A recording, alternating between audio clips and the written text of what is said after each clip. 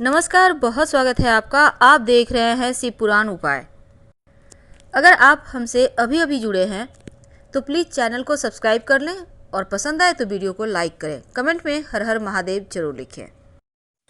करवा चौथ की आप सभी दर्शकों को ढेर सारी शुभकामनाएं। करवा चौथ व्रत कथा।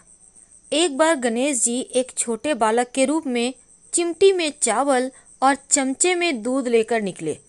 वे हर किसी से कह रहे थे, कोई मेरी खीर तो बना दो, कोई मेरी खीर बना दो।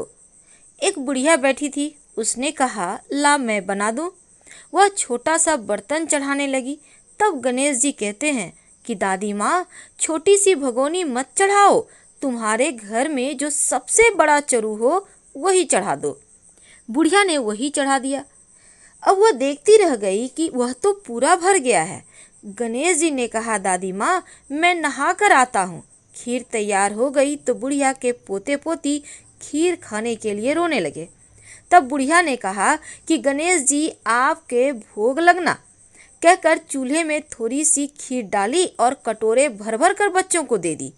पड़ोसन ऊपर से देख रही थी तो बुढ़िया ने सोचा यह चुगली खा देगी, सो कटोरा भरकर उसे भी पकड़ा दी। अब बेटी की बहू ने चुपके से एक कटोरा खीर खाई और कटोरा चक्की के नीचे छुपा दिया। अब भी गणेश जी नहीं आए तो बुढ़िया को बहुत भूख लग रही थी। एक कटोरा खीर का भरकर किवाड़ के पीछे बैठकर एक बार फिर कहा, जय गणेश जी, आपके भोग लगना, और खाना शुरू कर दिया।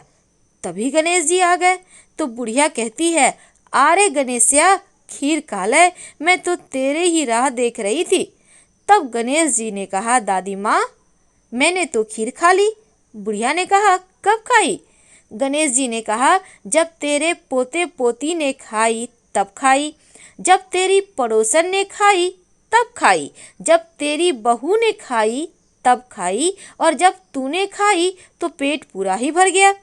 बुढ़िया ने कहा, बेटा, और सारी बात तो सच है, पर बहू बिचारी का तो नाम मत लेवो, वो तो सुबह से काम में लग रही है, उसने खीर कब खाई भला? तब गणेश जी कहते हैं, चाकी के नीचे देख, जूठा कटोरा पड़ा है, तूने तो मेरे को भोग लगाया, वो तो वैसे ही खा गई। बुढ़िया ने कहा, बेटा, घर की बात है, घर में ही रहने दो। अब बताओ कि बची हुई खीर जो है उसका क्या करूं? तब गणेश जी कहते हैं, नगरी में जिमा दे। लोगों को न्योता दिया तो सब लोग हंसने लगे और बोले, कल तक तो खाने का पता नहीं था, आज नगरी जिमाएगी। फिर भी लोग आए और ठाठ से जिमे। नगरी जिमा दी, तब भी चरू पूरा ही भरा था। राजा को पता लगा तो बुढ़िया को बुलाया और कहा, क्यों बुढ़िया, ऐसा चरू तेरे घर अच्छा लगे या हमारे घर?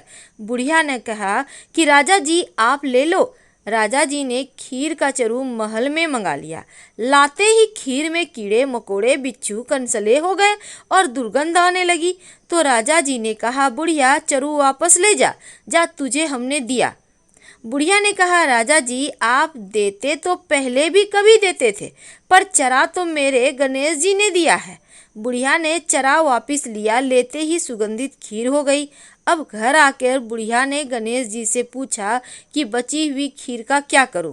तब गणेश जी ने कहा, झोपड़ी के कोने में गड्ढा खोद कर गाड़ दे, और उसी जगह सुबह उठकर वापस खोदेगी तो धन के दो चरे मिलेंगे।